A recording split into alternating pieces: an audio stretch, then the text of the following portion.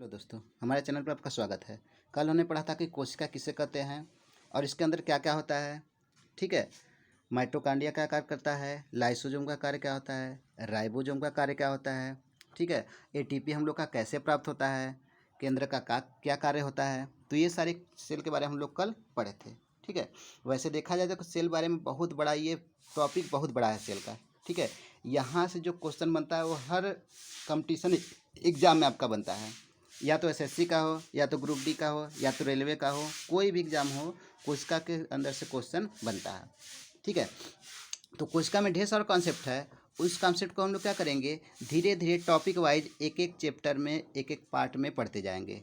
ठीक है, तो इसमें हम लोग का जो केंद्र सेल का दूसरा पार्ट है, ये क्या है, केंद्रिका के आधार पर कोशिका का वर्गीकरण। ठीक है, तो केंद्रिका के आधार पर कोशिका का वर्गीकरण हम लोग देख रहे हैं। कितने प्रकार का हम लोग का है, दो प्रकार का। एक तो यूकैरियोटिक कोशिका, दूसरा प्रोकैरियोटिक कोशिका। ठीक है, अब देखेंगे यूकैरियोटिक कोशिका किसे कहते हैं और प्रोकैरियोटिक कोशिका किसे कहते हैं। तो अगर हम लोग प्रोकैरियोटिक कोशिका की बात करें तो प्रो मतलब क्या होता है, प्रो मतलब होता है प्रीमेटिव। प्रीमेटिव मतलब क्या होता है, प्रारंभिक, प्रारंभिक होता है। ठीक है, और कैरियन मतलब क्या होता है, केंद्रक होता है। कैरियन मतलब होता है केंद्रक। ठीक है, तो जिसमें प्रारंभिक अवस्था में न्यूक्लियस हो, यानी कि न्यूक्लियस आना आरंभ हुआ हो, वो क्या कहलाता है आपका, प्रोकैरियोटिक। या फिर न्यूक्लियस आया ही न हो। ठीक है, या तो न्यूक्लियस अनुपस्थित है, या फिर न्यूक्लियस थोड़ी थोड़ी मात्रा में आना शुरू हुआ हो, तो वो क्या कहलाएगा आपका, प्रोकैरियोटिक कोशिका कहलाएगा।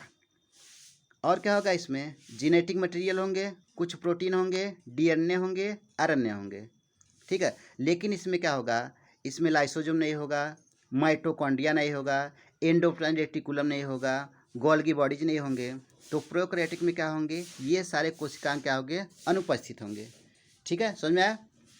अब देखिए, अब अगर हम लोग बात कर ले यूकैरियोटिक कोशिका के, तो यूकैरियोटिक कोशिका में क्या होगा, इसमें जो कोशिका है इसमें केंद्रक सुविकसित होगा।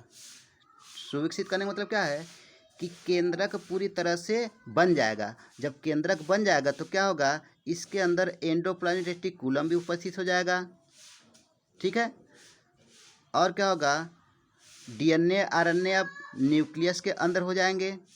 ठीक है, गोल्गी बॉडीज उपस्थित हो जाएगा, माइटोकॉन्ड्रिया यहाँ पे मिलेगा, लाइसोसोम, राइबोसोम, तो ये सारे क्या हो गए, यहाँ पे उपस्थित हो जाएंगे। तो समझ में आएगा कि यूकैरियोटिक कोशिका किसे कहते हैं और प्रोकैरियोटिक कोशिका किसे कहते हैं। आगे देखते हैं, प्रोकैरियोटिक कोशिका का परिभाषा अगर हम लोग देखें तो क्या है, प्रोकैरियोटिक कोशिका वे कोशिकाएं होती हैं, प्रोकैरियोटिक कोशिकाएं वे कोशिकाएं होती हैं जिसमें जिसमें क्या होता है, केंद्रक अल्प विकसित या अनुपस्थित होता है। उदाहरण में आपका जैसे जीवाणु हो गया, विषाणु हो गया, नीलहरित शैवाल हो गया, तो ये सब क्या है, प्रोकैरियोटिक कोशिका के उदाहरण है। ठीक है, अब वहीं यूकैरियोटिक की बात कर लें तो यूकैरियोटिक कोशिका वे कोशिकाएं होती हैं जिसमें केंद्रक सुविकसित होते हैं। सुविकसित मतलब पूरी तरह से विकसित हो जाते हैं। जैसे पेड़ पौधे, जीव जंतु, कवक, प्रोटोजोआ आदि। तो इन सब में जो कोशिकाएं पाए जाते हैं वो किस प्रकार की कोशिका पाए जाते हैं, यूकैरियोटिक कोशिका पाई जाती हैं। ठीक है, आगे हम लोग इसका एग्जाम्पल देखना चाहें तो ये हम लोग का क्या है, ये हम लोग का बैक्टीरिया है। बैक्टीरिया क्या है, हम लोग का एक प्रोकैरियोटिक कोशिका है। तो प्रोकैरियोटिक कोशिका में हम लोग देख रहे हैं कि हम लोग का जो ये दिख रहा है आपका, ये दिख रहा है ना, ये आपका क्या है, डीएनए है।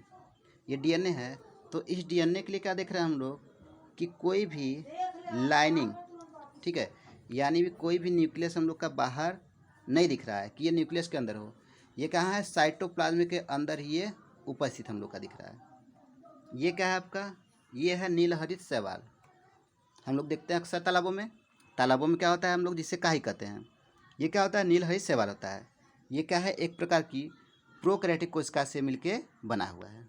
समझ में आ गया। आगे हम लोग देखते हैं। अब देखते हैं कि प्रोकैरियोटिक कोशिका और यूकैरियोटिक कोशिका में क्या क्या अंतर है। ठीक है, सबसे ज़्यादा क्वेश्चन यहीं से पूछा जाता है। तो पहला है पॉइंट, इसमें कोशिकांग का अभाव होता है। कोशिकांग क्या होते हैं? जो कोशिका के अंदर अंग होते हैं। ठीक है, कोशिका के अंदर कौन कौन से अंग होते हैं? जैसे आपका माइटोकॉन्ड्रिया हो गया, हरितलौक हो गया, रिक्तिका हो गया, लाइसोजोम हो गया, राइबोजोम हो गया, ये सब क्या है? ये सब के कोशिकांग है। तो ये सब कोशिकांग क्या होते हैं?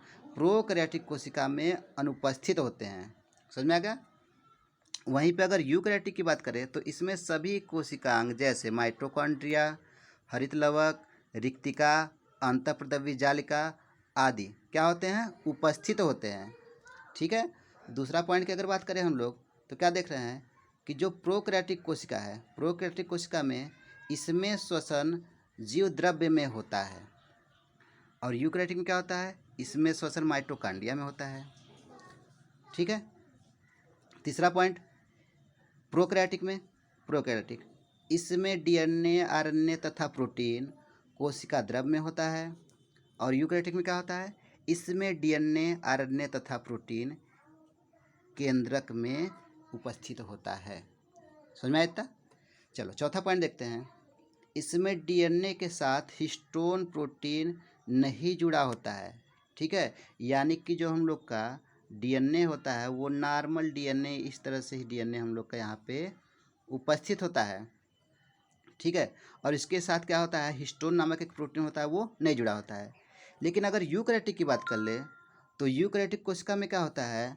यूकैरियोटिक कोशिका में डीएनए के साथ साथ हिस्टोन नामक एक प्रोटीन होता है, वो उससे जुड़ के क्रोमोसोम का निर्माण करता है।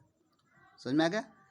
अगला, इसमें सूत्री तथा अर्धसूत्री दोनों विभाजन नहीं होते हैं। ठीक है, और इसमें सूत्री तथा अर्धसूत्री दोनों विभाजन होते हैं। अब सूत्री विभाजन और अर्धसूत्री विभाजन में अंतर क्या है? ठीक है, विभाजन मतलब क्या होता है कि सेल का डिवाइड होना, सेल का टूटना, एक भाग से दो भाग में टूटना, यानी कि एक सेल से दो सेल में बदलना। तो क्या होता है? हम जानते हैं कि हमारे अंदर जो भी सेल हैं उनके अंदर जो गुणसूत्र है वो कितना है? वो 23 जोड़ा है, यानी कि 46 गुणसूत्र हम लोग में उपस्थित है। ठीक है, तो यदि हम लोग का डिवीजन के दौरान अगर ऐसा हम लोग का कोशिका बना जिसमें 23, केवल 23 हम लोग का गुणसूत्र मिल रहा है, तो हम लोग का क्या कहलाएगा? वो अर्धसूत्री विभाजन कहलाएगा। अगर 46 मिल रहा है तो वो विभाजन क्या कहलाएगा? आपका सूत्री विभाजन कहलाएगा। ठीक है, अगर छठवां अंतर देखें तो हम लोग पीछे पढ़ चुके हैं कि इसमें प्रोकैरियोटिक में केंद्रक नहीं होता है और यूकैरियोटिक में केंद्रक उपस्थित होता है। ठीक है, तो आशा करते हैं कि आज का वीडियो आपको पसंद आया होगा। और भी आगे जानकारी हम लोग को लेना है कोशिका के बारे में, तो क्या करेंगे? हम लोग अगले वीडियो में देखेंगे। ठीक है, थैंक यू देखने के लिए।